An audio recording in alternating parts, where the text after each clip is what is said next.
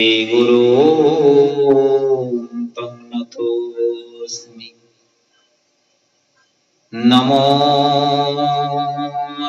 विष्णुपदाय केशवाभिन्नरूपिणे श्रीमते भक्तिवेदान्त वामनो रूपधारिणे कृष्ण वैमुख संसार विपदुद्धारि बन्धव नमस्ते ज्ञान विज्ञान सरसांग प्रदायिने वंशाकल्पतरुभ्यश्च कृपा सिन्धुभ्यैव च पतितानं पावनेभ्यो वैष्णवेभ्यो नमो नमः। नमो महावदन्नाय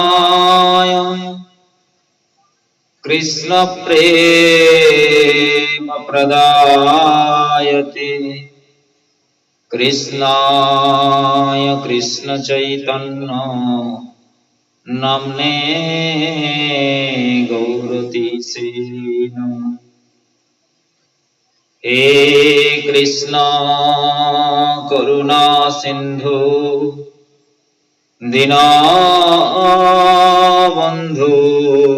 जगत्पते गोपेश गोपिकान्त राधाकान्त नमोस्तुते।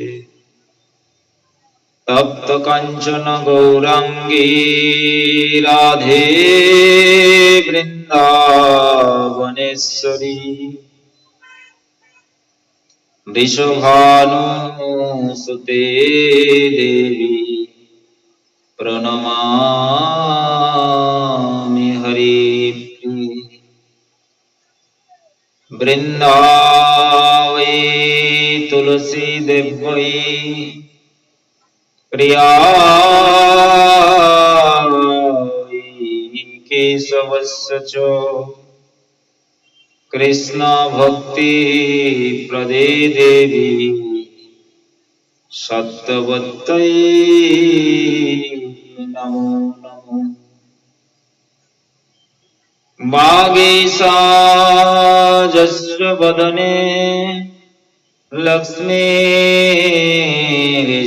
च वक्षसि यस्यास्ते हृदये संवित् तं नृसिंहमहं भजे।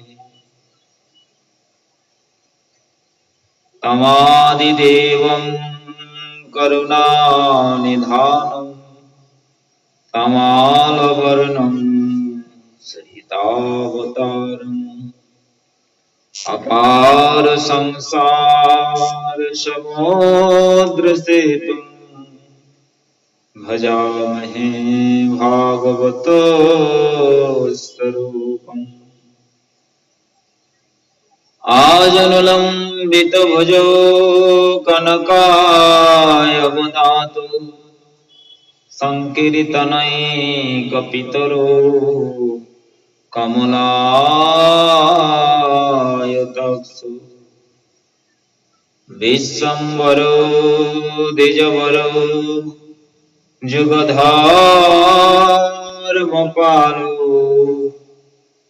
वन्दे जगत्प्रियकरो करुणावतारो। नमस्त्रिकालसत्ताय जगन्नाथसुताय च सभिताय सपुत्राय सकलत्रायते नमः। हरिर्नाम हरिर्नाम हरिर्नामैव केवलम् कलो नास्तेव नास्तेव गतिरन्यथा। हरे कृष्णा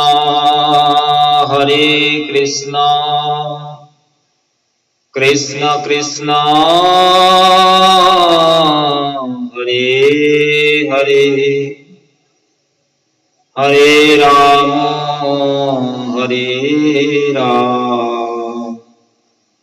राम राम हरे हरे। सर्वाग्रे अस्मदीय गुरुपाद पद्म नित्यलीला प्रविष्ट अहं विष्णुपाद अष्टोत्तर शतसी भक्ति वेदांत वामन गोस्वामी महाराजेर चरण कमले अनंत कोटि साष्टांग दंडवत प्रणिपात ज्ञापन पूर्वक ताहार अहेतुक कृपा प्रार्थना कরি।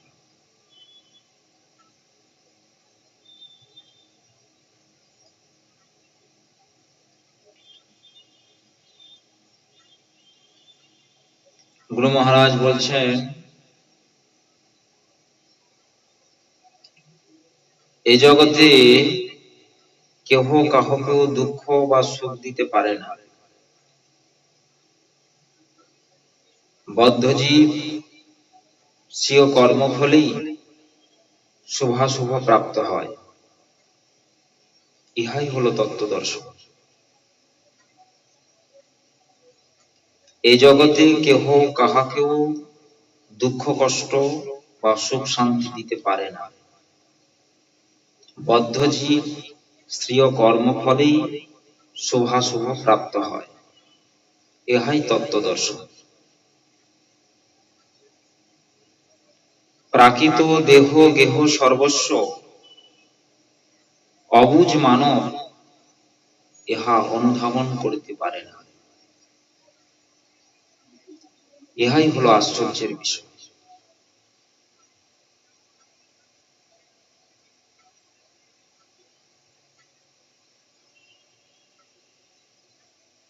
এই সংসারে কেহ কাহার বাস্তব দায়িত্ব কর্তব্য পালনে সক্ষম কি? গুরু মহারাজ তিনি প্রশ্ন করছেন যে আমরা সংসারের দায়িত্ব কর্তব্য পালন করবার জন্য হরি ভজন নামক যে গুরুত্বপূর্ণ বিষয়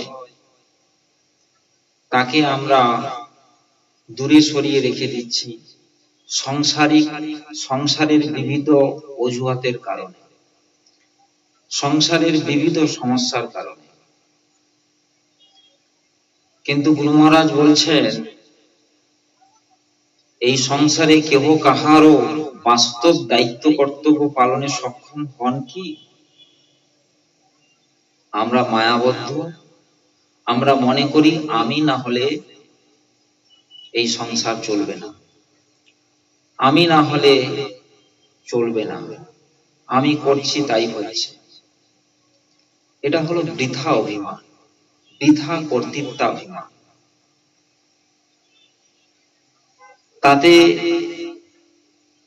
মোহপাশে বদ্ধ হয়ে সাংসারিক সমস্ত বিষয়কে আমার বলে ভেবে, এটা আমার ঘর, এটা আমার বাড়ি, এ আমার পিতামাতা, এ আমার পুত্র সন্তান, তাতে মমত্ব বোধ লাভ করে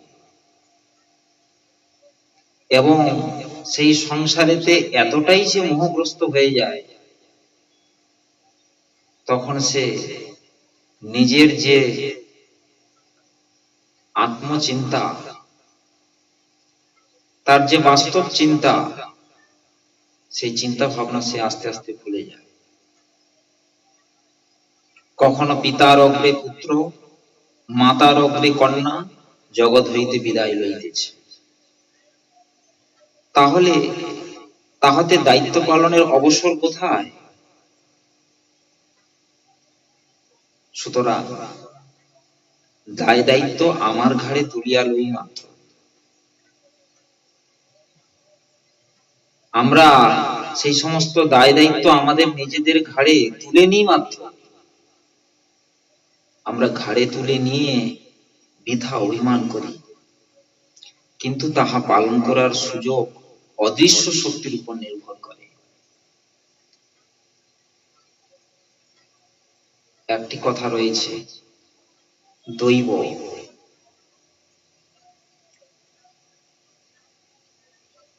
নিয়তি, ভাগ্য। আমি ভাবলে হবে না। মিছা মায়াবদ্ধ জীব আশাপাশে ফিরে, তব ইচ্ছা বিনা কিছু করিতে না পারে। আমরা অনেক কিছু ভাবতে পারি, কিন্তু দৈব যদি ভালো থাকে,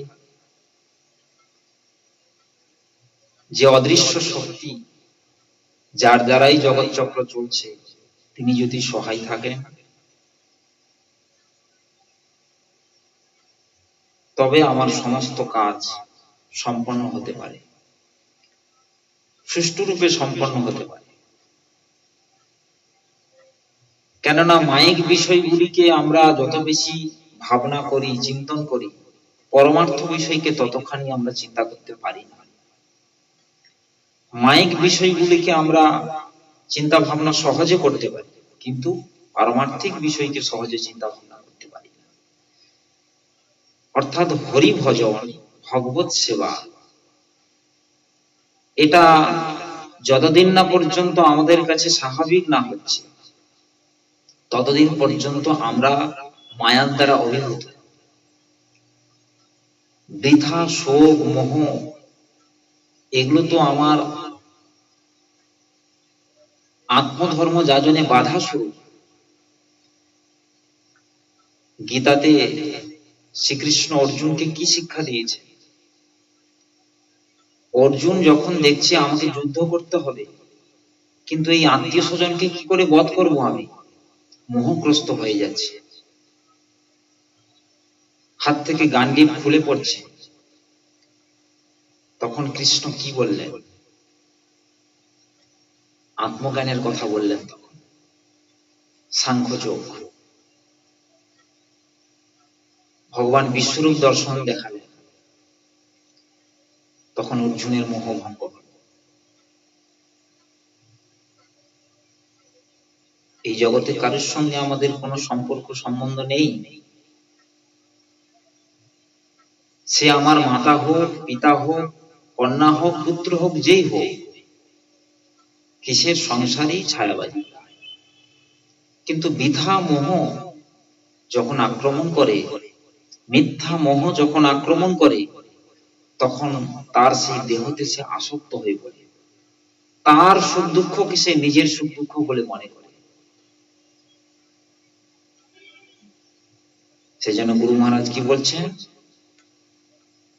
যে আমরা কেউ কারোর সুখ সুবিধা কখনো করে দিতে পারি না। জীব তার কর্মফলেই সুখ দুঃখ ভোগ করে। কষ্ট দেওয়া ও কষ্ট পাওয়া দুই এক কথা নয়।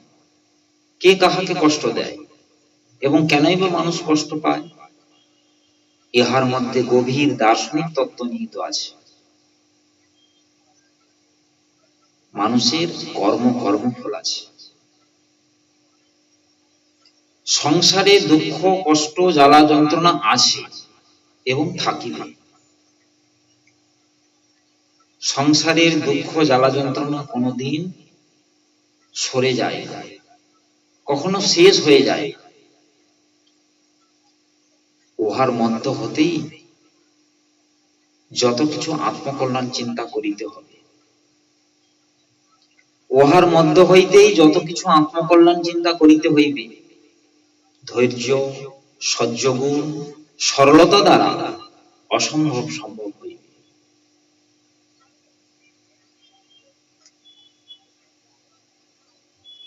সেখানে আমাদের অধৈর্য হলে হবে না। সংসারকে কোনোদিন সমাধান করা যায় না। সংসার থেকে যতটা আমি নিজেকে রক্ষা করে চলতে পারবো, সেটাই হলো বুদ্ধিমত্তা।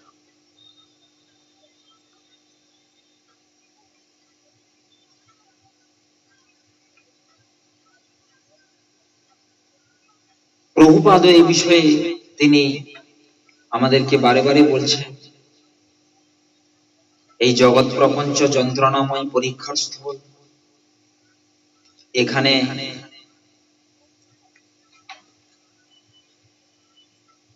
সহিষ্ণুতা এবং পরপ্রশংসা হলো ভজনের সহায়।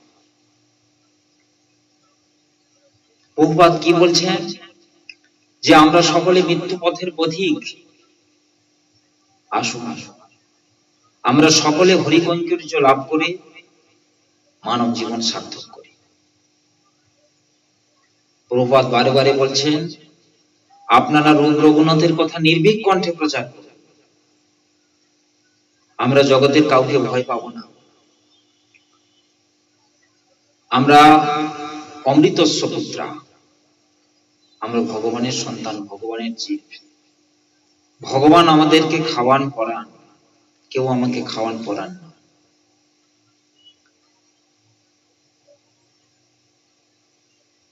অতএব আমরা কখনো ভীতু হব না। প্রভুপাদ সেজন্য বলছেন, আপনারা রূপ রঘুনাথের কথা নির্ভীক কণ্ঠে প্রচার করুন।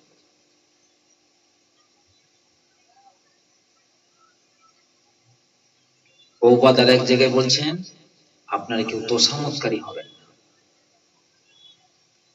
তোষামতকারী হলে কখনো আপনার ভগবত কৃপা অনুগ্রহ লাভ করতে পারবেন না।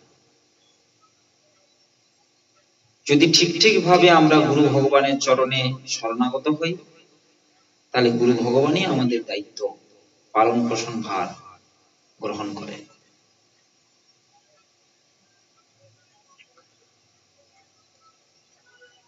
তো আমরা একটি বিশেষ প্রসঙ্গ নিয়ে চৈতন্য ভাগবত পাঠ শ্রবণ করছিলাম। সেই প্রসঙ্গের কিছু অবশিষ্ট অংশ রয়েছে, যে অংশ আলোচনা বাকি আছে, অসম্পূর্ণ থেকে গেছে। আজকে আমরা সেই আলোচনা শ্রবণার্থে চৈতন্য ভাগবত আলোচনাতে প্রবিষ্ট হব। প্রভুপাদ তিনি এক জায়গায় বলছেন,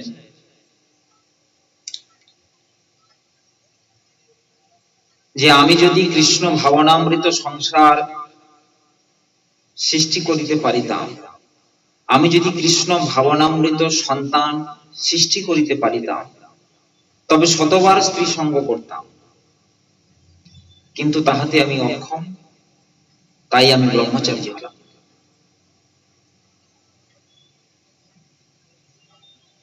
আমি যদি কৃষ্ণ ভাবনামৃত সন্তান সৃষ্টি করিতে পারিতাম, তবে শতবার স্ত্রী সঙ্গ করতাম, কিন্তু তাহাতে আমি অক্ষম, তাই আমি ব্রহ্মচারী হলাম। প্রভুপাদ এই কথার মাধ্যমে বদ্ধজীবকে শিক্ষা দিয়েছেন। প্রভুপাদ বলছেন,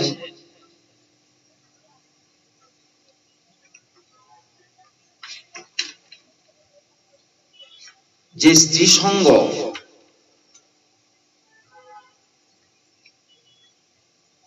সঙ্গ কি করা উচিত, বা স্ত্রী সঙ্গে বাস করা কি উচিত? প্রভুপাদ বলছেন, গৃহস্থ কেবল সন্তান উৎপাদনার্থ যথা সময়ে স্ত্রীর সহিত একত্র বাস করিবেন। নিজের ইন্দ্রিয় সুখের জন্য স্ত্রী সঙ্গে বাস করা অনুচিত। নিজেন্দ্রিয় তর্পণটা হরিভক্তির ব্যাঘাত কারক।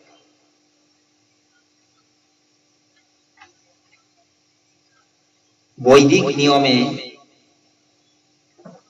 সেখানে যে নিয়মটি ছিল, সেই নিয়মটি ছিল কি, বৈদিক যুগে গৃহে দ্বাদশ বৎসর বসবাসকারী বেদধ্যায়ীদের মধ্যে যারা স্নাতকোত্তর বা সমাবর্তনের পর গৃহে প্রত্যাবর্তন করে সন্তানাদির জন্ম দিয়ে গার্হস্থ আশ্রম পালন করতেন, তাদের বলা হয় উপকুরবান বা খণ্ড ব্রহ্মচারী। আর যারা গার্হস্থ আশ্রমে ফিরতেন না, গুরুগৃহে চিরকাল কৌমার্য এবং সন্ন্যাস অবলম্বন করে সাধন ভজন ও লোকশিক্ষায় নিরত হতেন, তাদের বলা হয় নৈষ্ঠিক ব্রহ্মচারী।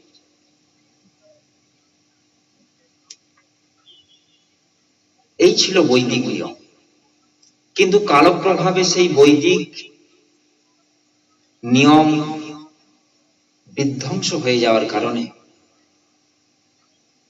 মানুষের মধ্যে পাশবিকতা প্রবেশ করেছে এবং ব্যভিচারিতা, স্বেচ্ছাচারিতা প্রবেশ করেছে। শাস্ত্রীয় বিধিনিষেধকে তারা কখনো মানতে চাইছে না।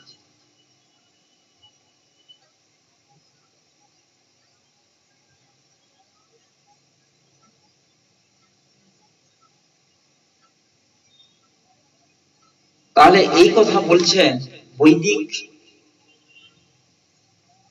নিয়ম। বহুপাদ তিনি বলছেন কি? বহুপাদ বলছেন তাহলে স্ত্রী জাতি কি নিন্দনীয়? তাহলে স্ত্রীদের জন্য কোনো ব্যবস্থা থাকবে না? থাকবে, অবশ্য থাকবে। কি ব্যবস্থা? স্ত্রীরা হবে বিদুষী নারী। গার্গী, মৈত্রী, লোপমুদ্রা যারা বেদ আলোচনা করেছিলেন,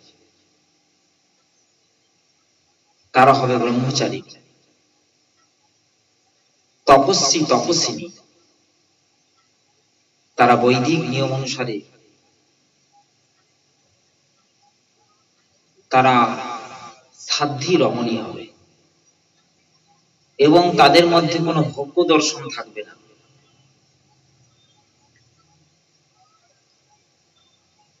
স্ত্রী পুরুষের মধ্যে প্রাকৃত আকারে অভিভূত হয়ে যে ভোগ্য দর্শন, অর্থাৎ জড়বদ্ধ অবস্থার যে পশুত্ব, পশুত্ব মানে ভোগবাদ, জীবের মধ্যে বিদ্যমান, কি স্ত্রী কি পুরুষ, সেখানে ইন্দ্রিয় চরিতার্থ ছাড়া আর কিছুই নেই।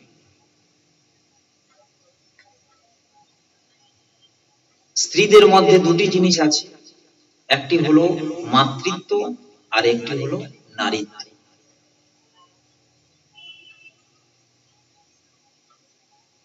যখন সে যথার্থ সদ্গুরুর কৃপা লাভ করেনি, যথার্থ সাধুসঙ্গ লাভ করতে পারেনি, তখন সেই স্ত্রী জাতির মধ্যে রয়েছে নারীত্ব, অর্থাৎ ভোগবাদ, যেটা ভগবানের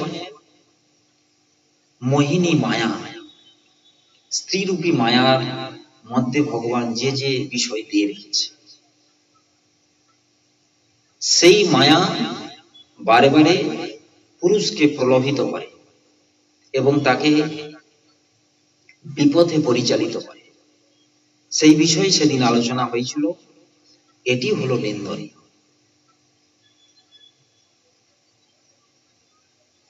প্রভুপাদ বলছেন যে স্ত্রী দর্শন কি নিষিদ্ধ? সন্ন্যাসী ব্রহ্মচারী স্ত্রী দর্শন নিষিদ্ধ, কিন্তু তাই বলিয়া নারী জাতিকে খারাপ বিচার করা বুদ্ধিমানের কাজ নয়। স্ত্রী নামমাত্রই কি ঘৃণ্য? যে প্রভুপাদ বলেছেন, শাস্ত্রে আছে যে স্ত্রী জাতিকে স্ত্রী দর্শন করতে নাই, তাহলে কি স্ত্রী মাত্রই সে নিষ্ঠীপন ত্যাগ করবে? না, আত্মবিদ ব্যক্তির দর্শন আলাদা, কিন্তু বদ্ধ জীবের জন্য শাস্ত্র।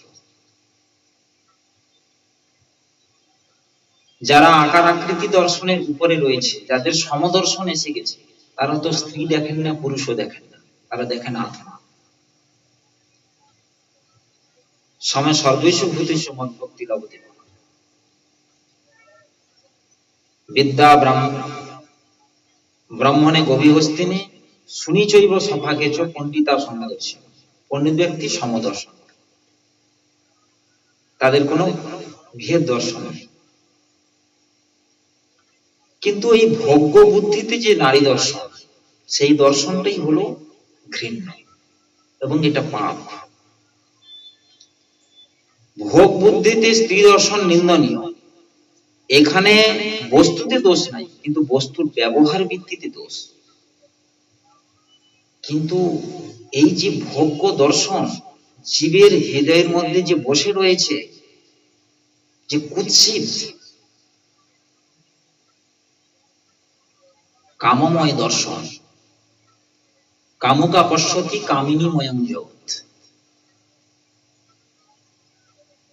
আর যে প্রেম সম্পত্তি লাভ করেছে, সর্বত্রই সে দেখছে কি, সর্বত্র কৃষ্ণের মূর্তি করে ঝলমল, সে দেখিতে পায় যার আখি নিরমল। স্থাবর জঙ্গম দেখে না দেখে তার মূর্তি, যত্র যত্র নেত্র করে তত্র ইষ্ট দেব স্ফূর্তি। সেখানে তার স্ত্রী দর্শন নেই, পুরুষ দর্শন নেই, গাছপালা পাখি পশু পাহাড় পর্বত দর্শন নেই, স্থাবর জঙ্গমের কোনো আকার দর্শন নেই, দেখছে তার ইষ্ট দেব স্ফূর্তি। এ হলো উন্নত দর্শন, এটাই হলো প্রকৃত দর্শন। কিন্তু যতদিন পর্যন্ত এই ভোগময় চিন্তা ভাবনার মধ্যে জীব নিমজ্জিত আছে, ততক্ষণ খুব সাবধান। জগতের বিচিত্রতা খারাপ বা দোষযুক্ত নয়, জগতের গুণের কারণে গুণময় জগৎ, এখানে বিচিত্রতা থাকবে। কিন্তু যারা গুণমুক্ত ব্যক্তি, ত্রিগুণের অতীত, যারা ত্রিগুণাতীত নির্গুণ মহাপুরুষ, তারা জগৎকে গুণময় দেখেন। তারা বলে বসে থাকেন গৌড়ের আমার সব ভালো। কেন? এটা তো মায়ার দ্বারা রচিত হয়েছে, এই জড়জগৎ তো মায়ার দ্বারা রচিত হয়েছে। প্রকৃতি ক্রিয়মাণানি গুণী কর্মণি সর্বস্ব। এখানে তো বিচিত্রতা থাকবেই, কিন্তু আমি কেন সেই বিচিত্রতায় প্রলুব্ধ হব? এই দোষই হলো আমাদের প্রধান দোষ। জগতের বিচিত্রতা যদি ভগবত সেবায় নিযুক্ত হয়, তাহলে তাহা বড়। এটা আমি ভোগ্য অভিমানে যদি ভোগ করতে যাই, সেটা হলো আমার অপরাধ। আমার ভোগ্য অভিমান আছে বলে এই জগতের বিচিত্রতা আমার কাছে বিভিন্ন মনে হচ্ছে। আমি যদি ঠিক হয়ে যেতে পারি, আমি নিজেকে যদি ঠিক করে নিতে পারি, তাহলে সব ভালো, সব আমার ভালো, কোনো প্রতিকূলতা নেই। এ হলো বহুপাতের বিচার। ঠিক হতে হবে আমাকে। এই জগৎ এটা ভোগাগার, এটা ভোগের জায়গা। এখানে জীব ভোগ করবে বলে এসেছে। যারা দুর্ভাগা, তারা এই জগতে ভোগ করে, ভোগ সুখ করে, তারা ইন্দ্রিয় সুখ লাভ করে এই জগতে সুখে থাকতে চায়। কিন্তু যারা সৌভাগ্যবান, এই জগতের এই সামান্য তুচ্ছ ভোগগুলিকে বিসর্জন দিয়ে সে নিত্য বস্তুর সন্ধানে সর্বদাই ব্যস্ত হয়। তো এই প্রসঙ্গে ভগবান তিনি উদ্ধবকে বলেছেন, একাদশ স্কন্ধ ভাগবতে এইসব বিষয়ে আলোচিত হয়েছে। সেই সব কথা যদি আমরা কান খুলে না শ্রবণ করতে পারি, তাহলে কোনোদিন আমাদের সেই চেতনের দর্শন আসবে না।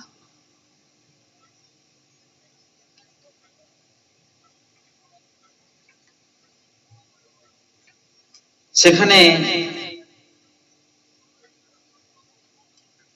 একাদশ স্কন্ধ ভাগবতে উদ্ধবের কাছে ভগবান শ্রীকৃষ্ণ তিনি পিঙ্গলা বেশ্যার নির্বেদ উক্তি বর্ণন প্রসঙ্গে বলেছিলেন কি বলেছিলেন?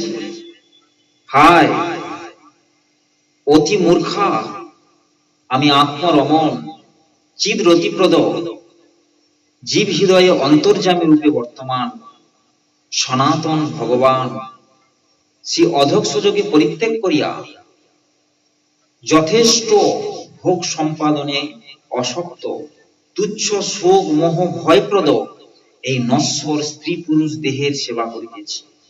হায় এই আমি আবার স্ত্রী সঙ্গী অর্থপৃথু ঘৃণ্য পুরুষের নিকট হইতে তাহার ইচ্ছামত এবং আমার ইচ্ছামত বিক্রয়যোগ্য এই দেহ দ্বারা অর্থ ও রতি ইচ্ছা লাভ করিতেছি। হায় অতপ্রত ভাবে নিহিত বংশস্তম্ভাদির ন্যায় পৃষ্ঠাস্থি পঞ্জরাস্থি হস্তপদাস্থি প্রভৃতি অস্থি সমূহে নির্মিত চর্ম লোম নখাদি দ্বারা আবৃত ক্লেদ নিঃসরণশীল নবদ্বার যুক্ত বিষ্টা মূত্রপূর্ণ এই স্ত্রী পুরুষ দেবরূপ গৃহকে আমি ব্যতীত আর অন্য কোন যোশীর সেবা করিয়া থাকি? হায় এই বিদেহপুরে আমি একমাত্র মূঢ় বুদ্ধি, যেহেতু আমি অতি অসতী, এই জন্যই আত্মপ্রদ ভগবান শ্রী অচ্যুত ব্যতীত অন্য কাম ভোগে ইচ্ছা করিতেছি। ধিক্কারোক্তি মূত্র বিষ্টা পরিপূর্ণ এই যে শরীরটা, যে শরীরটাকে শ্মশানে ফুরালে এক মুষ্টি ছাই হয়ে যাবে, মাটির তলায় পুঁতে দিলে কৃমিকীট হয়ে যায়, আর শিগাল কুকুর খেলে তাদের পেটের ভিতরে বিষ্ঠাই পরিণত হয়, সেই সামান্য শরীরটার প্রতি এত আসক্তি, এত মোহ! ধিক! বিল্বমঙ্গলকে চিন্তামণি বেশ্যা কিরকম ধিক্কারোক্তি দিয়েছিলেন যে তুমি মৃত পচা দেহ যেটা নদীতে ভেসে যাচ্ছে, তাকে তুমি ভেলা মনে করে তুমি আমার কাছে আসলে তার উপর পা দিয়ে, আর তার গন্ধ তোমার গায়ে একদম বিঁধে গেছে, এখনো পর্যন্ত তোমার গায়ে লেগে আছে, কিন্তু তুমি একটু সেটাকে বুঝতে পারো না। এতটাই তুমি আমার এই জড় স্থূল দেহ, রক্ত মাংসপূর্ণ বিষ্ঠা পরিপূর্ণ যে দেহ, এর প্রতি তুমি আসক্ত। আর সেই বিষধর সাপ যে প্রাচীরের ওপরে বাইছিল, তার ল্যাজটা ঝুলছিল নিচের দিকে, তুমি তাকে রশ্মি মনে করে তুমি তাকে ধরে তুমি পার হয়েছ ওই প্রাচীর। তখন চিন্তামণি কি শিক্ষা দিলেন? যে তুমি এই জড় দেহটাকে ভোগ করার জন্য তুমি যতখানি আসক্ত হয়েছ, তুমি যদি ভগবানেতে তুমি সেরকম আসক্তি করতে পারতে, তাহলে তুমি আজকের ভগবানকে পেয়ে যেতে। চিন্তামণির সেই কথাতে বিল্বমঙ্গল ঠাকুরের বৈরাগ্যের উদয় হয়েছে। চিন্তামণি সেই বিল্বমঙ্গল ঠাকুরকে ব্রাহ্মণ বেশে সাজিয়ে বৃন্দাবনের পথে পাঠিয়ে দিলেন। আর সেখানে তিনি পথে যাচ্ছেন, কিন্তু যেতে যেতে আবার সেই অবোধ মন, সরোবরের মধ্যে স্ত্রীগণ স্নান করছে, আবার সেই তাদের প্রতি সেই বাসনা জেগেছে। তখন সেই চিন্তামণির কথা মনে পড়েছে যে আবার আমার সেই কুমন কুদর্শন। তখন সেই বণিক পত্নীর প্রতি যে আসক্তি ভাব এসেছে, সেই বণিক পত্নীর কাছে গিয়ে মিনতি ভরে চাইছে একটা প্রার্থনা, যে আমি একটা তোমার কাছে বিষয় প্রার্থনা করি। কি?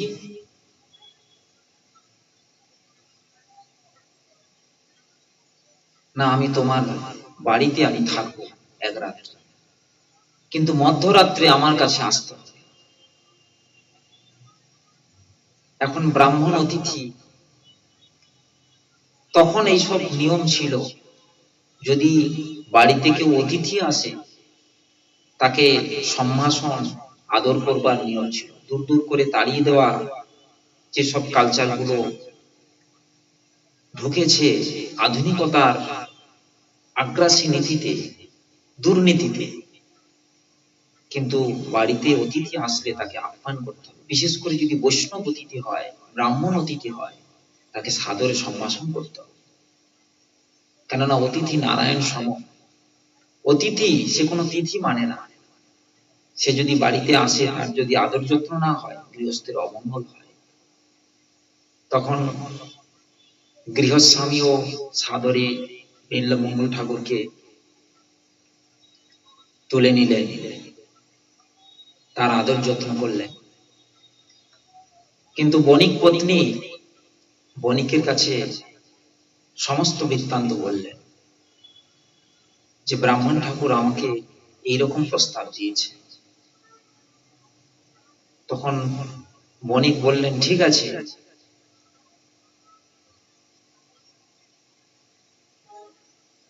ব্রাহ্মণের যেটা ইচ্ছা সেটা পূরণ করতে হয়, সেটা কখনো প্রত্যাখ্যান করতে নেই, তাহলে আমাদের অমঙ্গল হবে। তো বণিক পত্নী যখন মধ্যরাত্রে বিল্বমঙ্গল ঠাকুরকে যে গৃহের মধ্যে বিশ্রাম করতে দিয়েছিলেন সেই গৃহে গেলেন, তখন সেই পালঙ্কের উপরে বণিক পত্নীকে বসিয়ে কাঁদতে কাঁদতে বলছেন যে তোমার কাছে আমি একটি ভিক্ষা চাই। কি না, তোমার এই চুলের যে কাঁটাটা, এই দুটো কাঁটা আমাকে দিতে হবে।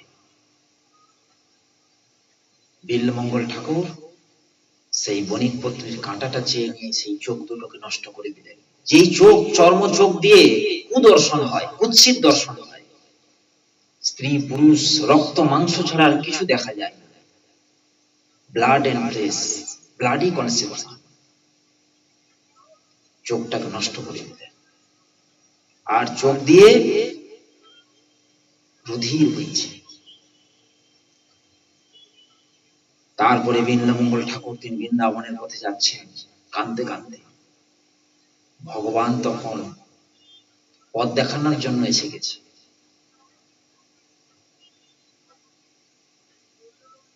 চিন্তামণির কৃপাতে বিল্বমঙ্গল ঠাকুর এরকম বৈরাগ্য উদয় হয়েছিল।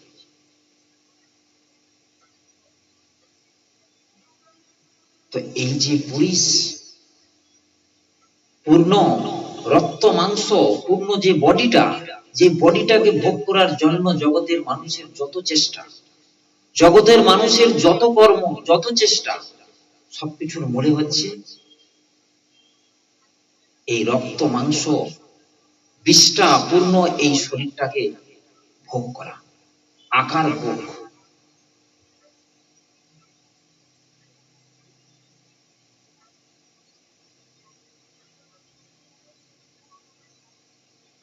পিঙ্গলা বেশ্যার প্রতি আসক্ত,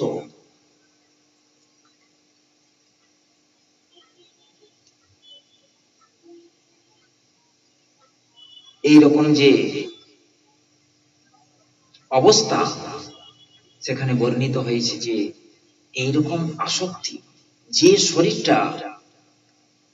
শরীরটা শ্মশানে ছাই হয়ে যাবে, কিছুই না, তার প্রতি আমার আসক্তি। আবার একাদশ স্কন্ধ ভাগবতে নবম অধ্যায়ে বর্ণিত হয়েছে, অবধূত ব্রাহ্মণের রাজর্ষি যদুর প্রতি উক্তি। কি বলছেন? বহু সপত্নী মিলিয়া যেমন এক গৃহস্বামী পতিকে ছিন্ন বিচ্ছিন্ন করে, তদ্রূপ জিহ্বা শিষ্ণ ত্বক প্রভৃতি ইন্দ্রিয় বর্গ বদ্ধজীবকে স্ব স্ব বিষয়ের প্রতি আকর্ষণ করিয়া ধ্বংস বিধ্বস্ত করে। এক একটা ইন্দ্রিয় এক এক দিকে টেনে নিয়ে যাচ্ছে। জিহ্বা টানছে ভোজনে, উদর টানছে ভোজনে, উপস্থ টানছে সংসার সুখে।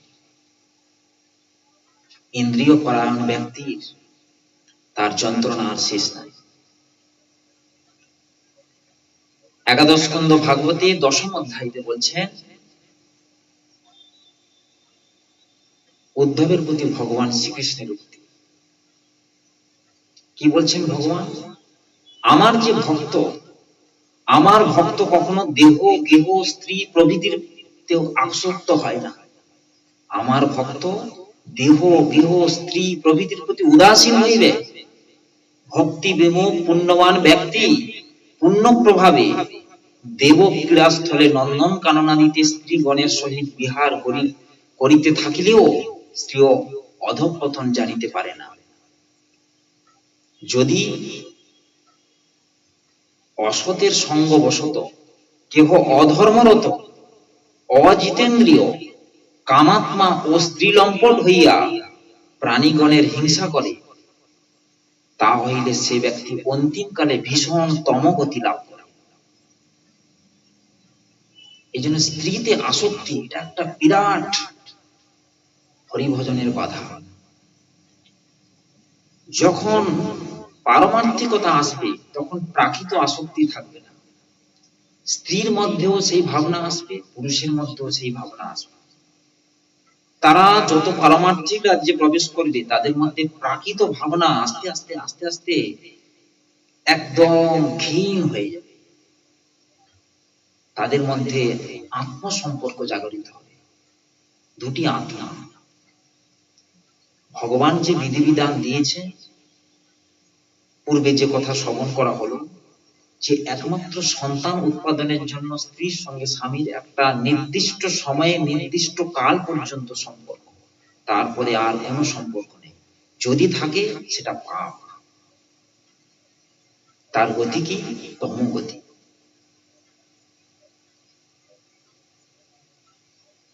আবার একাদশ স্কন্ধ ভাগবতী 14 অধ্যায় বলছেন, বুদ্ধিমান ব্যক্তি যোষিত সঙ্গ ও যোষিত সঙ্গীর সঙ্গ দূর হইতে পরিত্যাগ পূর্বক সৎসঙ্গে নিরন্তর আমার চিন্তা করিবে। ভগবান স্বয়ং বলছেন, ভগবান স্বয়ং বলছেন, সে কথাটা আমরা কেন শুনবো না? সামান্য হাড় মাংস পুটলি বিষ্ঠা পরিপূর্ণ একটা বডির কথা শুনতে শুনতে আমাদের সারা জীবন চলে যাবে, কিন্তু ভগবান কৃষ্ণের কথা শুনতে পারবো না আমরা, যেটা কিছুই না। সেই বডির মধ্যে আছে কি কি মূল্যবান বস্তু আছে, কিন্তু তার কথাকে আমরা শুনতে গিয়ে আমরা বহু দূরে চলে যাই।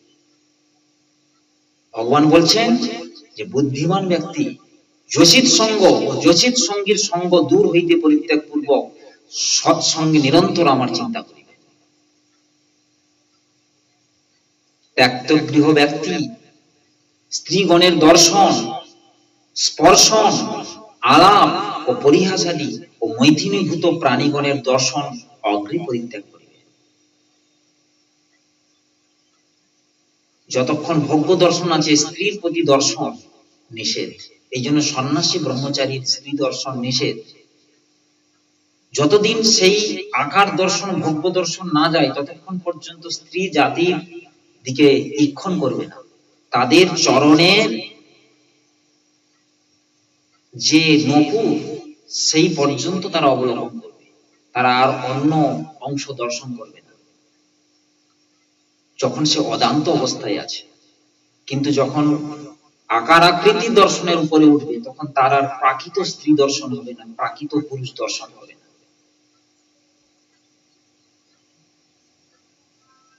সেই জন্য ত্যাক্তজ্ঞ ব্যক্তির স্ত্রী দর্শন নিষেধ। স্পর্শন বলছেন শাস্ত্রে, কাঠের যদি স্ত্রী মূর্তি হয়, পাদৌ বিনস বিশেষ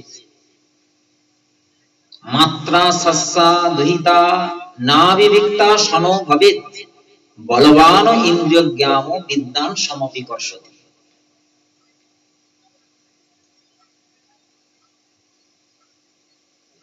জৈমিনী তিনি এই শ্লোক রচনা করলেন যে যদি মা হয়, দুহিতা নিজের কন্যা হয় এবং স্ত্রী হয়, না বিবিক্তা সনো ভবেত এক আসনে কখনো বসবে না।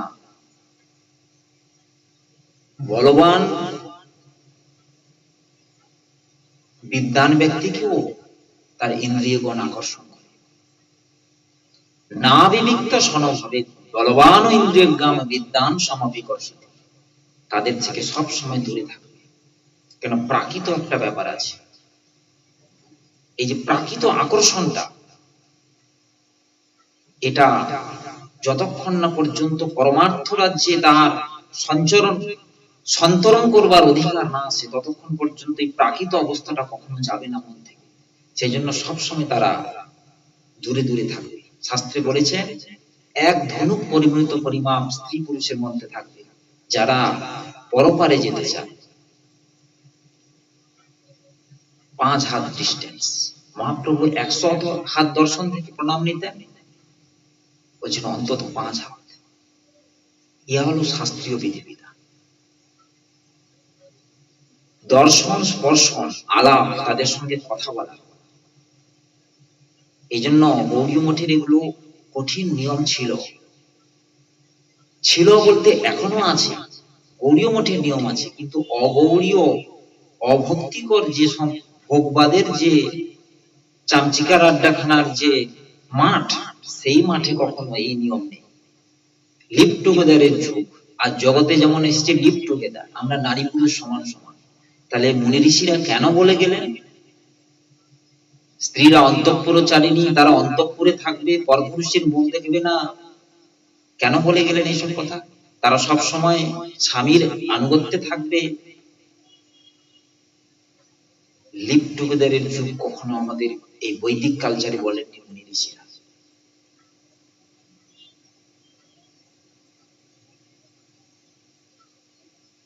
গৌড়ী মঠেও সেই ভোগবাদ ঢুকেছে। সেটা এখন কিছু প্রচ্ছন্ন ছিল, এখন আস্তে আস্তে প্রকট হয়ে যাচ্ছে।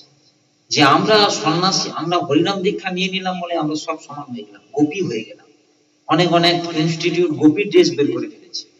অপ্রাকৃত যোশিত গোপী আর এই প্রাকৃত হাড়মাংসের পুটলি যে কামময় দুর্গন্ধ শরীর, সে গোপী শরীর গোপী ড্রেস পরে গোপী হয়ে গেল, গোপী ভাব প্রাপ্ত হয়ে গেল।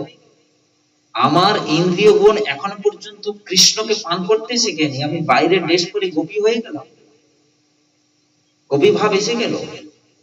গোদাসত্ব আমার গেল না,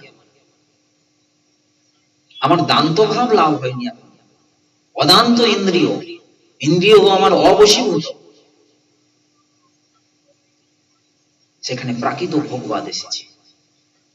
জগতের যে ভোগবাদটা, সেটা পরমার্থ রাজ্য, পরমার্থ রাজ্যে নয়, এটা অভক্তিকর যে রাজ্য, ইন্দ্র তর্পণমূলক যে রাজ্য, সেখানেও প্রবেশ করতে শুরু করেছে। এতে এই জন্য একটি কথা রয়েছে শাস্ত্রে, ক্ষুদ্র জীব সব ইন্দ্রিয় চড়াইয়া বলে প্রকৃতি সন্ন্যাসিয়া। ব্রহ্মচারী সন্ন্যাসী তাদের যে নিয়ম আছে সেগুলো নেই, তাদের সব একই সঙ্গে লিভ টুগেদারের মতো তাদের জীবনযাত্রা। শাস্ত্র কখনো এই কথা বলে। বাস্তব গৌড়ীয় মঠ, অরিজিনাল গৌড়ীয় মঠে সবসময় ডিস্টেন্স থাকবে। বহুবাদের সময় পর্দা দিয়ে দিতেন, বহুবাদ তাদের আলাদা থাকবে সবকিছু ব্যবস্থা। ভক্তং ঠাকুর বলেছে যে মায়েদের গোষ্ঠী আলাদা থাকবে এবং বেটা ছেলেদের গোষ্ঠী আলাদা থাকবে। তারা তাদের মধ্যে, তাদের গোষ্ঠীর মধ্যে, মায়েদের গোষ্ঠীর মধ্যে বাবারা প্রবেশ করবেন না, বাবাদের গোষ্ঠীর মধ্যে মায়েরা প্রবেশ করবে না। ভক্তন ঠাকুর সব কথা বলে গেছে। আদর্শ বিষ্ণুপ্রিয়া পল্লী এই প্রসঙ্গে বহুবাদও বলেছেন, তারা সেখানে ভোজন করবে। কেন? সেই যে উঁচু দর্শনগুলো বদ্ধজীবের মধ্যে তো নেই। কখন সে ইন্দ্রিয় ভোগে প্রলুব্ধ হয়ে যাবে, কখন সে পতিত হয়ে যাবে, উভয়ের ক্ষতি হয়ে যাবে।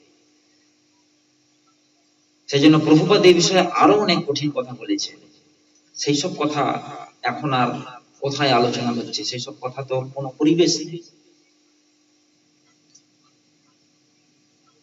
আবার শাস্ত্রে বলেছেন অষ্টমৈথুন পরিত্যাগ। এই বিষয়ে অনেক আলোচনা রয়েছে। অষ্টমৈথুন যে প্রসঙ্গ রয়েছে,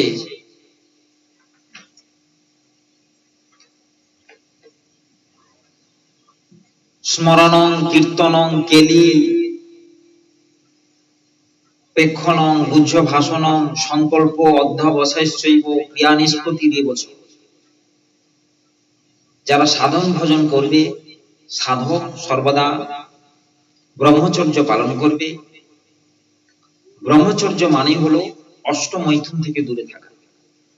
স্ত্রী পুরুষের স্মরণ, শুধু স্ত্রীর স্মরণ নয়, স্ত্রীর ক্ষেত্রে পুরুষের, পুরুষের ক্ষেত্রে স্ত্রীর, উভয়ের প্রতি উভয়ের বিপরীত, দুটি ভোগ্য বস্তু। স্ত্রী এবং পুরুষের স্মরণ, কীর্তন, কেলি, প্রেক্ষণ, গুহ্য ভাষণ, সংকল্প, অধ্যাবসায়, ক্রিয়া নিষ্পত্তি, এই অষ্টাঙ্গ মৈথুনের কথা বলেছে। অষ্টাঙ্গ মৈথুন সর্বতোভাবে পরিত্যাগ, তবে ব্রহ্মচর্য পালন হবে। আর কি বলছে? ষষ্ঠ স্কন্ধ ভাগবতে বলছে, তপসা ব্রহ্মচর্যেন সমেন চ দমেন চ ত্যাগেন সত্য শৌচাভ্যাং যমেন নিয়মেন বা দেহ বাগ বুদ্ধি জং ধীরা ধর্মজা শ্রদ্ধয়ান্বিতা কৃপন্তক্ষং মহোদপি বেনু গুল্ম নিবানল। বেনি গুল্ম নিবানল, অগ্নি বেনুমূল দেশকে স্পর্শ না করিয়া তৎপূর্বে নির্বাপিত হইতে পারে, সেই রূপ প্রায়শ্চিত্ত ও ইন্দ্রিয়াদির দমনের দ্বারা প্রবৃত্তি পূর্ণরূপে সমূলে ধ্বংসপ্রাপ্ত হয় না। প্রবৃত্তি, জীবের এই যে প্রবৃত্তি, মানে কিছু দেখবো, কিছু ভোগ করবো, কিছু শুনবো, কিছু বলবো, কি বলবে সে? আবোল তাবোল বলবে। এই যে কিছু দেখবার, কিছু বলবার, এই যে প্রবৃত্তি, এটাই হলো জীবের দোষের কারণ, এটাই তাদের মূল দোষ। চিত্ত প্রথমে চিত্তৈকাগ্র অষ্টাঙ্গ মৈথুন রহিত ব্রহ্মচর্য, প্রথমে ব্রহ্মচর্য পালন। ব্রহ্মচর্য মানে হলো 8 প্রকার মৈথুন পরিত্যাগ।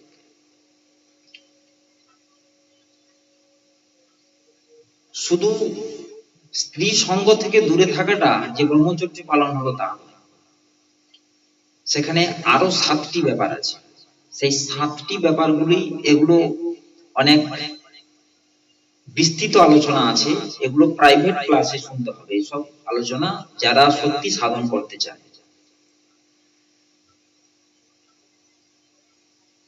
ব্রহ্মচর্য অন্তরিন্দ্রিয় নিগ্রহ, সম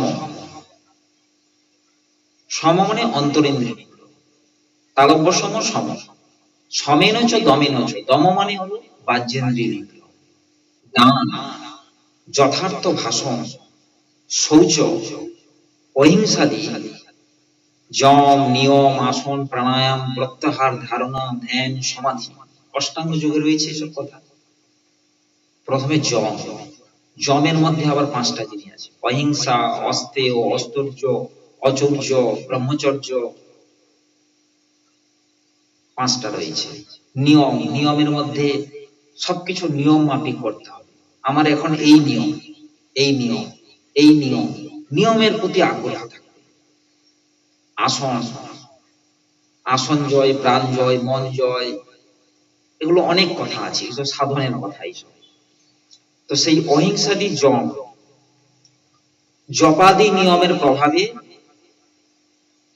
ধর্ম রহস্যবিদ শ্রদ্ধাবান জ্ঞানীগণ কায় বাক্য বুদ্ধিকৃত সমূহ পাপকে অগ্নি দ্বারা বেণুগুল্ম অর্থাৎ বাঁশ ঝাড় বিনাশের ন্যায় দূরীকৃত করিয়া থাকে।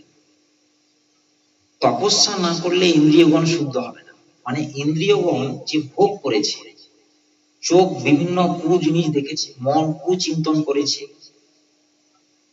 জিহ্বা কু বিষয় গ্রহণ করেছে, কু কথা বলেছে, কু খাদ্য খেয়েছে, এই যে ইন্দ্রিয়গণের যে দোষ লেগেছে, সেই দোষকে কি করে যাবে? বলছে তপস্যা করতে হবে। তপস্যা মানে কি? কাম ত্যাগ তপস্মিত, কামনা বাসনা পরিত্যাগ করে ইন্দ্রিয়গণকে নিরাহার দিতে হবে। ইন্দ্রিয়গণকে আর আমি ভোগ দিব না, চোখকে আর দেখতে দিব না। বিল্বমঙ্গলের ঠাকুরের কথা বারে বারে স্মরণ করতে হবে। এই চোখ বহু জিনিস দেখেছে, একে আর আমি দেখতে দিব না।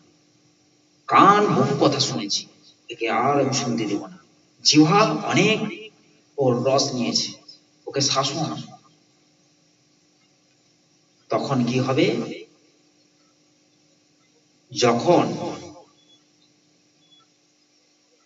বুদ্ধি যখন স্থিরীকৃত হবে, তখন সেই ইন্দ্রিয়ের দ্বারা আর কোনো পাপ করবে না। পাপ কারা করছে? ইন্দ্রিয়গণ তো পাপ করছে। আমি যদি ভোগ্য বুদ্ধিতে জগৎকে দেখে ফেলি তো আমার পাপ হয়ে গেল। আমি হয়তো বাহ্য দৃষ্টিতে কিছু পাপ করছি না, কিন্তু ভোগ্য বুদ্ধি আমার জগতের প্রতি আছে, তাহলে এটাও পাপ। ভোগ্য বুদ্ধিতে জগৎ দর্শন। মনে মনে আমি পাপ চিন্তা করছি, মনে মনে ভোগ চিন্তা করছি। স্থূল সূক্ষ্ম মনের দ্বারা কিছু ক্রিয়া আছে, আবার বাহ্যিক শরীরের দ্বারা ক্রিয়া আছে। মানসিক পাপ, বাচিক পাপ, কায়িক পাপ। কায়িক পাপ মানে আমি ফিল্ডে নেমে গেছি, বিভিন্ন রকম পাপ কর্ম করছি। আবার মনের দ্বারা অসৎ চিন্তা করছি, অসৎ বিষয় ভাবছি, লোককে ঠকাচ্ছি, কপটতা করছি, ছলনা করছি, এগুলো পাপ মনের দ্বারা হচ্ছে।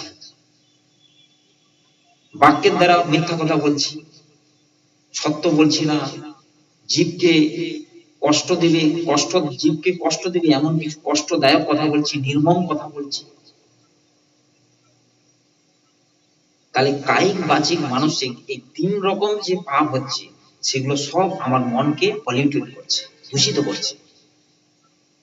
সে ব্যক্তি কখনো ধর্মের কথা শুনতে পারবে না, সে কখনো যম নিয়মাদি এগুলো পালন করতে পারবে না। তো এইসব বহু কথা রয়েছে শাস্ত্রে, যেগুলো না শুনলে আমরা কখনো জানতে পারবো না যে কি সত্যি, কি অজ্ঞান কোথায় আর জ্ঞান কোথায়। যে ব্যক্তি গৃহে আসক্ত, যে ব্যক্তি গৃহে আসক্ত বুদ্ধি, পুত্র বিত্ত কামনা ক্লিষ্ট এবং স্ত্রী লম্পট, স্ত্রী ছাড়া থাকতে পারবে না। কথায় কথায় স্ত্রী প্রসঙ্গ, স্ত্রী লম্পট, তাহলে সে স্ত্রীতে আসক্ত, এই জন্য স্ত্রী ছাড়া সে চলতে পারে না। স্ত্রী লম্পট, এই স্ত্রী লম্পট, সেখানে প্রলম্বাসুর বধ যেখানে প্রসঙ্গ আছে, বলরামজি মহারাজ, বলরাম, নিত্যানন্দ প্রভু, বলদেব প্রভু দুটি অসুর বধ করেছিলেন। এক হচ্ছে গর্ধবাসুর বা বিষাসুর, গর্ধবাসুরকে বধ করেছিলেন, আর হচ্ছে প্রলম্বাসুরকে বধ করেছিলেন। বিষাসুরকে তো কৃষ্ণ বধ করেছিলেন। প্রলম্বাসুর বা গর্ধবাসুর, গর্ধবের মতো দেখতে, আর বিষাসুর হচ্ছে ষাঁড়ের মতো দেখতে, কৃষ্ণ বধ করেছিলেন। তারপরে কৃষ্ণ তখন রাধারানী সখীগণ বললেন যে তোমার পাপ লেগেছে, সেই রাধা কুণ্ডের পাকাটুটি দিতে, সেসব বিষয় আলোচনা হয়েছে। আর বলরাম বধ করেছিলেন প্রলম্বাসুর। প্রলম্বাসুর হলো স্ত্রী লম্পট, গর্ধবাসুর আর প্রলম্বাসুর। স্ত্রৈণ ভাব পরিত্যাগ করতে হবে। স্ত্রৈণ ব্যক্তির কোন বিষয় ভগবান গ্রহণ করেন না। সেই স্ত্রী লম্পট, সেই মূঢ় আমি আমার এই অহংকারে বদ্ধ হয়। কি বলছেন কৃষ্ণ উদ্ধবকে? আবার 21 অধ্যায়তে বলছেন,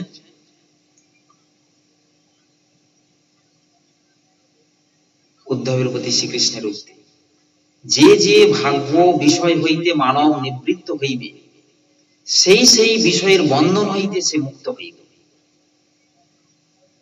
বিষয়তে তো আমার বন্ধন হয়েছে, আমার বন্ধনটা তো বিষয় হয়েছে, তাহলে সেই সেই বিষয় পরিত্যাগ না করা পর্যন্ত আমার বন্ধন তো কাটবে না।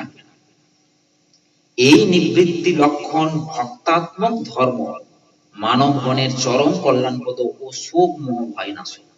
অর্থাৎ বিষয় থেকে নিবৃত্ত না হওয়া পর্যন্ত কখনো আমার চিত্তের বন্ধন যাবে না।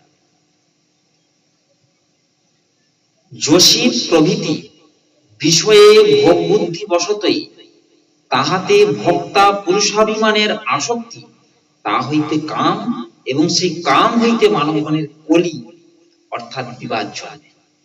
যদি আমার জগতে কোনো কামনা বাসনা না থাকে, অর্থাৎ কোনো পাওয়ার আশা না থাকে, কারোর সঙ্গে আমার কোনো ঝগড়াই হবে না। কারণ আমার তো একমাত্র ভগবানকে দরকার, আর তো কাউকে দরকার নেই। তাহলে এদের সঙ্গে আমার কলি করার কি দরকার, বিবাদ করার কি দরকার, সময় নষ্ট হয়ে যাবে। এই জন্য বুদ্ধিমান ব্যক্তি সবকে ফেলে দিবে পেছনে, যাক তারা যা নিতে চায়, এগুলো তো আমার সঙ্গে যাবে না। কি নিবি নি, কি নেবে তোমরা নিয়ে নাও, আমার কিচ্ছু দরকার নেই। কিন্তু আমার যদি কিছু ডিমান্ড থাকে, তখন সাপ্লাই না হলে আমার রাগ আছে।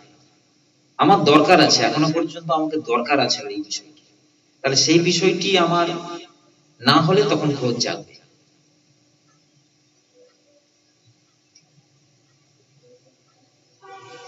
যোশী প্রভৃতি বিষয়ে ভোগ্যবুদ্ধি বশত তাহাতে ভোক্তা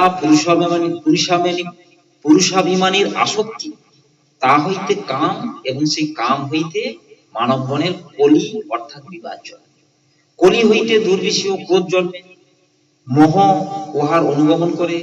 মোহ হইতে পুরুষের কর্তব্য স্মৃতি নষ্ট হয়ে যায়।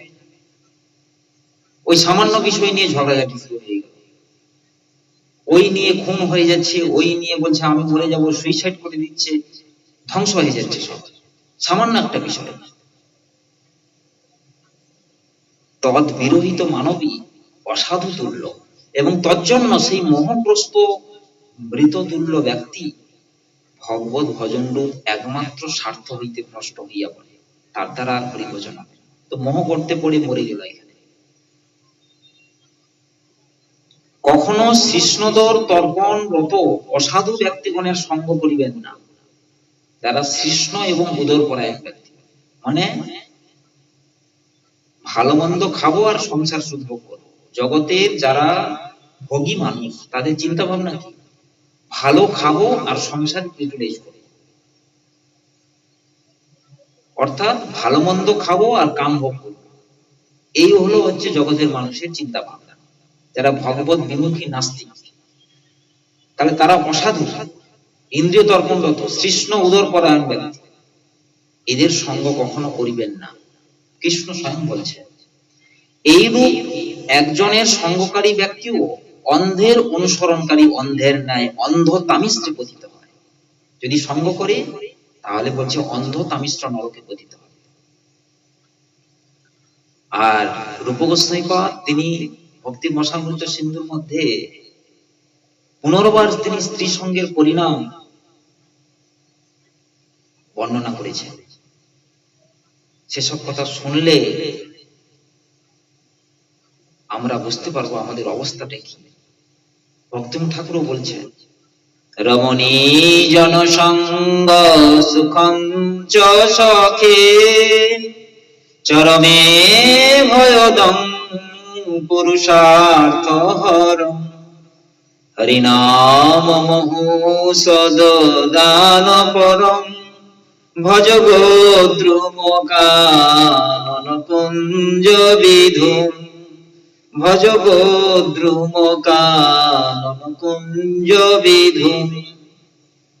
রমণী জনসঙ্গ সুখঞ্চ সখে, কিন্তু চরমে ভয়দম পুরুষার্থ হর, পুরুষার্থকে হরণ করবে। এই জন্য বলছেন ত্যাজগ্রাম্য কথা সকলং বিফলং, কি করবে, ভজ গোদ্রুম কানন কুঞ্জ বিধুম। সেই গোদ্রুম কানন বসে তুমি সেই রাধা গোবিন্দের সেই অমৃতময় সেই লীলা শ্রবণ করো, সেই ভজন করো, তাদের সেই গুণকীর্তন করো, তবে তো মানব জীবনের সফলতা।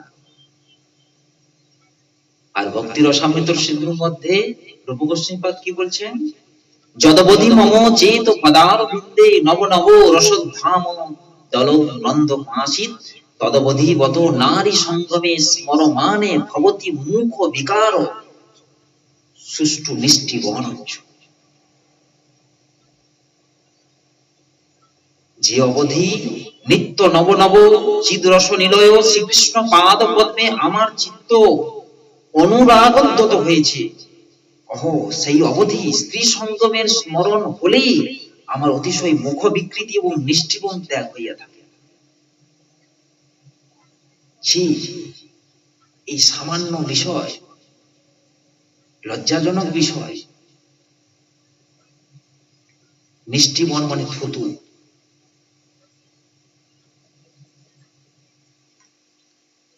আবার বলছেন ঘনরুচি ময়ে তচ্ছা বিনদ্ধে বিশিত বিমিশ্র বিষ্ট গন্ধ ভাজি অথমীয় রমতাং বুধ শরীরে ভগবতী হন্ত রণের ভেনু। ভগবান শ্রীকৃষ্ণের লেশমাত্র রতি উদিত হলে পণ্ডিত ব্যক্তি গাঢ় রুধিরময়, রুধির মানে রক্ত, রক্ত চর্মাবৃত মাংসময় আম গন্ধি অর্থাৎ দুর্গন্ধযুক্ত এই দেহে কেনই বা আর রমণ করিবে? হায়, আমি কব শুক্র শনিত আধার চর্মময় কোষতুল্য এই স্থূল দেহে বিচিত্র জলরসাদ সাধন পরম উৎসাহবারে রত হয়েছি। রাম রাম, দুরাত্মা আমি চিদানন্দ বিগ্রহ পরমাত্মা শ্রীকৃষ্ণের স্মরণে অলস হইলাম। এই হলো আমার চিত্তের অবস্থা। অনেক প্রসঙ্গ রয়েছে, সেই সব কথা আমাদের কর্ণকুহরে যদি প্রবেশ না করে আমাদের প্রকৃত বৈরাগ্যের উদয় হবে না। আর প্রকৃত বৈরাগ্যের উদয় না হলে আমরা কোনদিন ভগবানের পাদ পদ্মে আসক্ত হতে পারবো না। কৃষ্ণের পাদ পদ্মরূপ পঞ্জরে যতদিন আমরা বিদ্ধ হতে না পারছি, সম্রাট কুলশিখর কি বলছেন? কৃষ্ণ তদীয় পাদ পঙ্কজ পঞ্জরান্তে মধ্যে মনুষ্য মানুষ রাজহংস। কবে আমার সেই মন রূপ যে পক্ষী কৃষ্ণ পাদ পদ্মরূপ পঞ্জরে বিদ্ধ হবে, প্রাণ প্রয়াণ সময়ে কপ বাত পিত্ত কণ্ঠা বোরোধনং বিধু স্মরণং কুতশ্চিৎ। যখন আমার প্রাণ বিগত হওয়ার সময় আসবে, তখন বায়ু পিত্ত কফ আমার গলাকে রুদ্ধ করবে, আর সেই কণ্ঠ দিয়ে আমি ভগবানের নাম করতে পারবো না। সেই জন্য আমাদের অনুতাপ অনুশোচনা অনলে, অনুতাপ অনুশোচনা অনলে আমাদের দগ্ধীভূত হতে হবে। তবে আমাদের ভেতরের যে কলমশ সেগুলো দগ্ধীভূত হবে। এই জন্য বলছি, ক্রন্দন না করলে কখনো আমাদের চিত্ত পরিষ্কার হবে না। যতক্ষণ না পর্যন্ত আমরা কাঁদতে কাঁদতে হরিনাম করতে না পারছি, আমার ভুল আমি মর্মে মর্মে উপলব্ধি করতে না পারছি, ততদিন আমাদের জীবনে কিছুই হয়নি। যেমন মার কাছে বাচ্চা ছেলের একটাই হচ্ছে তার বাক্য, কান্না। ওই কান্নার মাধ্যমে মা জানতে পারে ওই বাচ্চা ছেলেটা খিদা লেগেছে, না পায়খানা করেছে, না পেশাব করেছে, না কি কোনো শরীরে যন্ত্রণা হচ্ছে, মা ঠিক উপলব্ধি করতে পারে। ঠিক তদ্রূপ আমাদের ভেতর থেকে যে কান্নাটা, সেই কান্নাটাই গুরু বৈষ্ণব এবং ভগবানের কাছে পৌঁছাবে। সত্যি যদি হয় তবে ভগবান আমাকে কোলে তুলে নেবে। বাচ্চা অনেক সময় কান্নাকাটি করে, কিন্তু মা জানে ওর এখনো ক্ষুধা লাগেনি, কিন্তু এমন কান্নাকাটি করে মা ঠিক বুঝতে পেরে যায় ওর এখন ক্ষুধা লেগেছে। তখন মা সব কাজ ফেলে বাচ্চাকে কোলে তুলে নিয়ে স্তনপান করায়। ঠিক তদ্রূপ আমাদের যতদিন সেই রকম ক্ষুধা না আসছে, ততদিন পর্যন্ত আমরা কখনো ভগবান গুরু বৈষ্ণব ভগবানের কৃপা অনুগ্রহ লাভ করতে পারব না।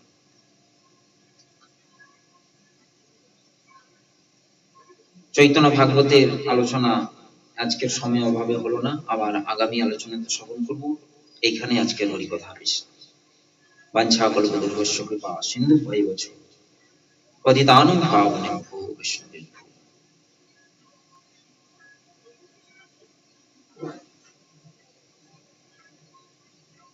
হেলায় রতন হারায় দিও না, হরি হরি বল বদনে।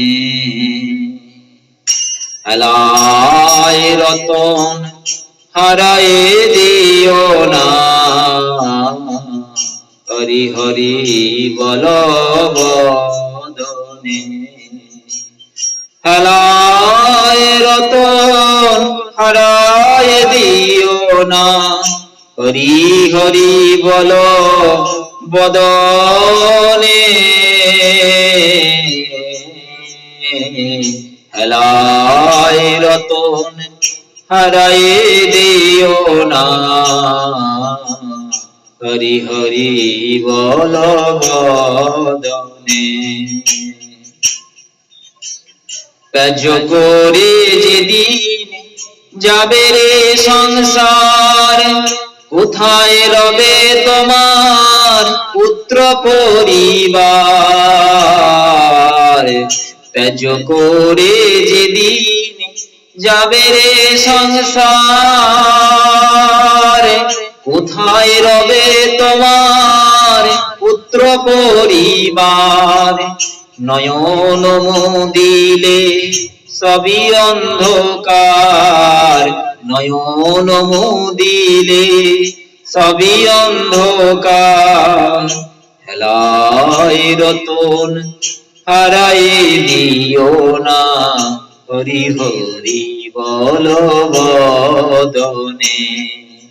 হেলায় রতন হারায় দিও না, হরি হরি বল বদনে। মুখে বল হরি বল, মুখে বল হরি বল। শয়নে স্বপনে জাগরণে, শয়নে স্বপনে জাগরণে। হেলায় রতন হারায় দিও না, হরি হরি বল বদনে। হরে কৃষ্ণ হরে কৃষ্ণ, কৃষ্ণ কৃষ্ণ হরে হরে। হরে রাম হরে রাম, রাম রাম হরে হরে।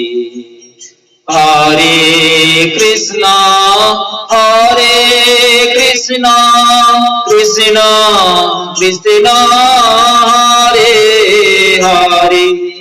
হরে রাম হরে রাম, রাম রাম হরে হরে। হরে কৃষ্ণ হরে কৃষ্ণ, কৃষ্ণ কৃষ্ণ হরে হরে। হরে রাম হরে রাম, রাম রাম